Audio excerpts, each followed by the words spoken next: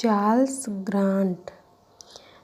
Grant अनेक वर्षों तक इंग्लिश इंडिया यानी ईस्ट इंडिया कंपनी के लिए कर्मचारी के रूप में भारत में कार्य कर चुका था। 1792 ईस्वी में एक पुस्तक प्रकाशित की जिसका शीर्षक था ग्रेट ब्रिटेन के एशियाई प्रजाजनों की सामाजिक स्थिति पर विचार करना। ग्रांट ने कहा, हिंदू इसलिए गलती करते हैं क्योंकि उनमें अज्ञानता है और उनको उनकी गलतियां उचित प्रकार से कभी बताई नहीं गई हैं। ग्रांट ने हिंदुओं तथा मुसलमानों की अज्ञानता का निवारण करने के लिए पंचमुखी कार्यक्रम प्रस्तुत किया।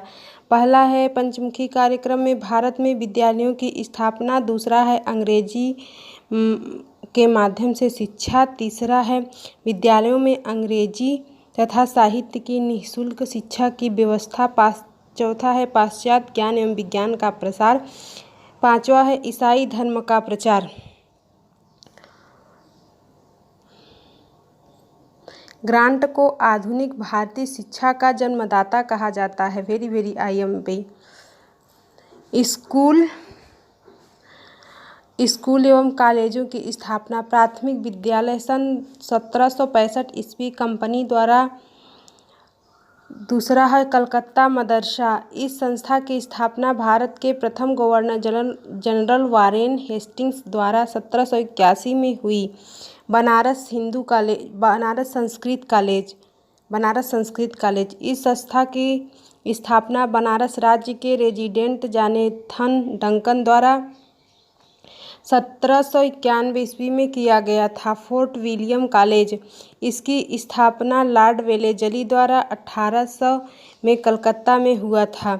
पूना संस्कृत कॉलेज एल्फिंस्टन ने सन 1821 में किया था।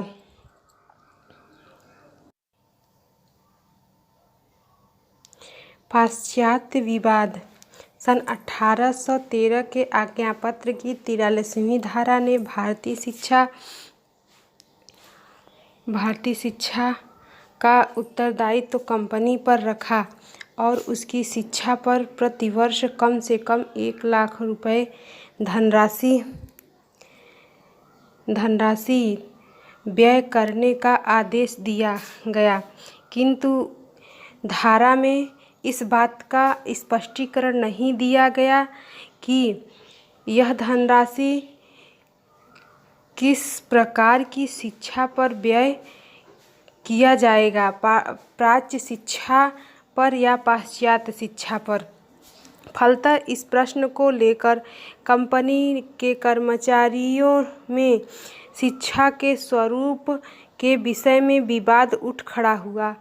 इस विवाद को प्राच्य पाश्चात्य विवाद की संज्ञा दी गई। प्राच्यवादी पुराने अनुभवी कर्मचारी थे। सर्वप्रथम स्थापना वारेन हेस्टिंग्स, जोनाथन डंकन तथा अन्य लॉर्ड मिंटो विल्सन प्रिंसेप थे। पाश्चात्यवादी नवयुवक कर्मचारी तथा मिशनरी थे।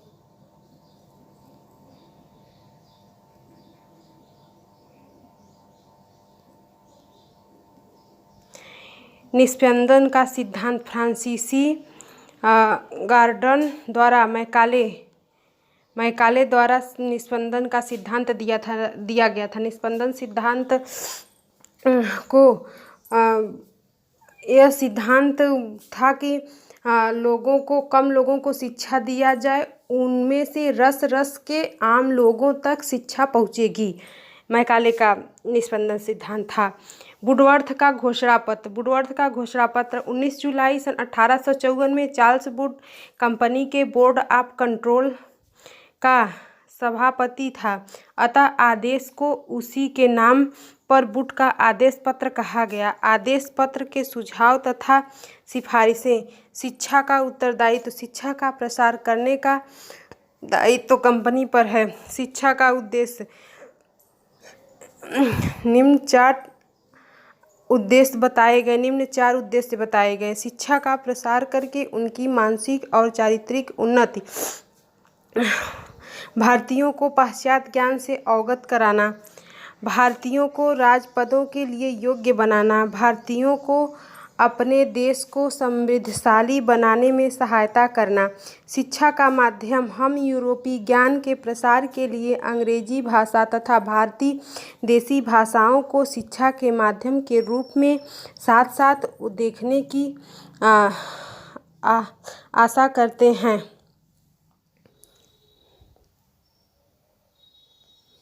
शिक्षा विभागों की स्थापना, 6वां है विश्वविद्यालयों की स्थापना, 7वां है क्रमबद्ध संस्थाओं की स्थापना। पहला इसे सीढ़ीनुमा देसी प्राथमिक विद्यालय, फिर मिडिल स्कूल, फिर हाई स्कूल, कॉलेज, फिर विश्वविद्यालय की स्थापना। जन शिक्षा का विस्तार, अध्यापकों को प्रशिक्षण। 10वां है व्यावसायिक शिक्षा, 11वां स्त्री शिक्षा, 12वां है मुसलमानों की शिक्षा, 13वां है प्राच्य पाश्चात्य व देसी भाषाओं को प्रोत्साहन। वुड घोषणा पत्र ने भारत में शिक्षा व्यवस्था को एक नूतन संकल्पना दी। वुड घोषणा पत्र को महाधिकार पत्र, मैग्ना कार्टा, भारत का मैग्ना कार्टा भी इसे कहा जाता है। वुड के घोषणा पत्र को भारत का मैग्ना कार्टा भी कहा जाता है। भारत में विश्वविद्यालयों की स्थापना का सर्वप्रथम प्रस्ताव प्रस्तुत किया गया।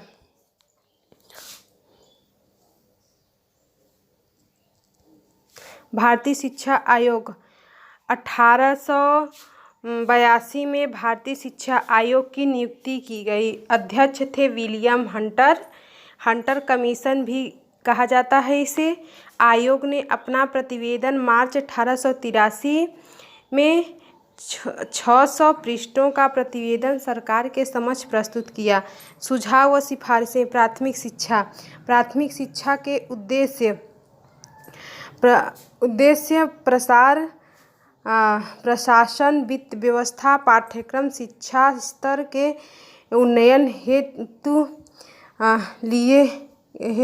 उन्नयन के लिए सुझाव दिया गया।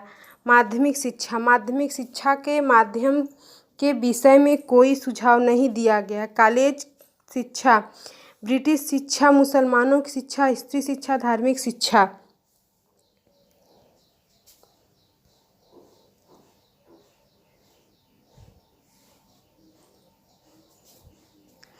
अब कर्जन के शिक्षा संबंधी सुधार, शिमला सम्मेलन, ये भी इम्पोर्टेंट है। शिक्षा सुधार के कार्य को व्यवहारिक रूप प्रदान करने के विचार से लॉर्ड कर्जन 1901 ईस्वी में शिमला शिक्षा सम्मेलन का आयोजन किया। इस आयोजन में कोई भारतीय व्यक्ति नहीं शामिल किया गया। यह सम्मेलन 15 दिन चला। 150 प्रस्ताव सर्वसम्मति से निश्चित किया गया। शिमला सम्मेलन में भारतीय शिक्षा से संबंधित सभी महत्वपूर्ण प्रश्नों में विचार विनिमय किया गया।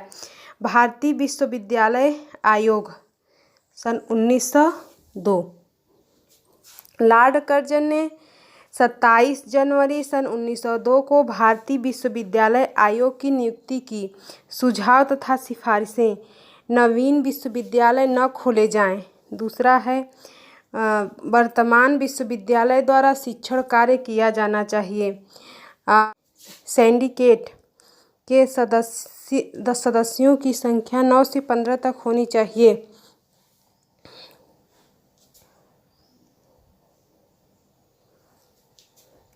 मान्यता देने के नियमों में कड़ाई की जाए।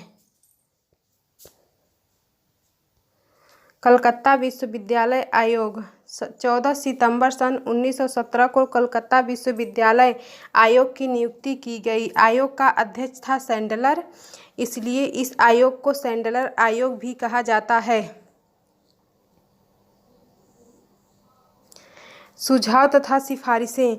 विश्वविद्यालय में केवल इंटरमीडिएट परीक्षा में उत्तीर्ण होने वाले विद्यार्थी को प्रवेश दिया जाना चाहिए। स्नातक पाठ्यक्रम 3 वर्ष कर दिया जाना चाहिए।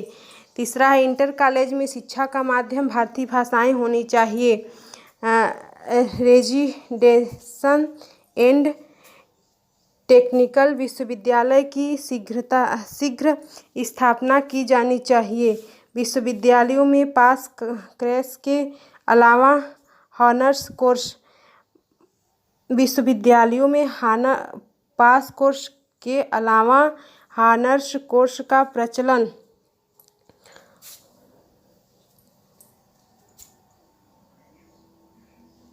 स्त्री शिक्षा के लिए पर्दा स्कूल तथा स्त्री शिक्षा की विशिष्ट विषयों की स्थापना कलकत्ता विश्वविद्यालय आयोग का प्रतिवेदन सुझाव और सूचना का अनंत स्रोत रहा है। हर्टाग समिति 1929 में ब्रिटिश पार्लियामेंट ने 8 नवंबर सन 1927 को साइमन कमीशन की स्थापना की। कमीशन ने सर फिलिप हर्टाग की अध्यक्षता में एक सहायक समिति की नियुक्ति की। यही समिति भारतीय शिक्षा के इतिहास हर्टाग समिति के नाम से प्रसिद्ध हुआ। हर्टाग समिति सितंबर 1929 में अपने प्रतिवेदन को कमीशन के समक्ष प्रस्तुत किया। सुझाव एवं सिफारिशें।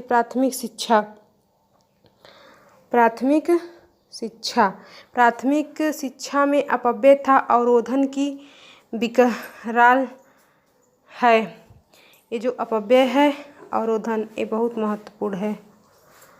अपव्यय पूर्ण होने से पहले बालकों विद्यालयों को किसी कक्षा से हटा देना।